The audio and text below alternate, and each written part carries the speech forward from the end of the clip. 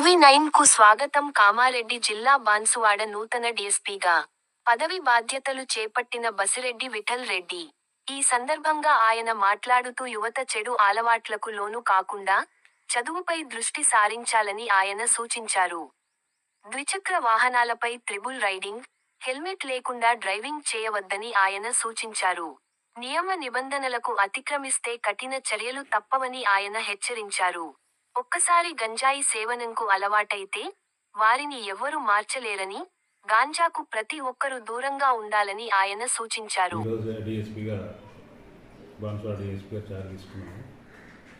ముఖ్యంగా మీకు అందరికీ తెలుసు, మెయిన్ ప్రాబ్లమ్స్ పబ్లిక్లో ట్రాఫిక్, రోడ్ యాక్సిడెంట్స్. ముఖ్యంగా ఇప్పుడు ఎక్కువ యువతను ఇది చేస్తున్న మన చెడుదారి పట్టించేది గాంజా, డ్రగ్స్.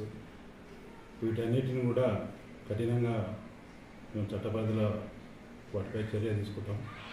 ముఖ్యంగా యువతను కోరేది ఏంటంటే, ఏ చేసినా మార్చుకోవచ్చు, రిఫార్మ్ చేసుకోవచ్చు, కానీ గాంజాకి అలవాటు పడితే వాళ్ళ జీవితాలు నాశనం అయిపోతాయి. అదేవిధంగా వాళ్ళ తల్లిదండ్రుల ఆశలు కూడా వాళ్ళు ఇది చేసిన వాళ్ళు అవుతారు. కాబట్టి వీటన్నిటి మీద కూడా మేము కౌన్సిలింగ్ చేస్తాము. చట్టపరంగా కఠినంగా ఉండడం జరుగుతుంది.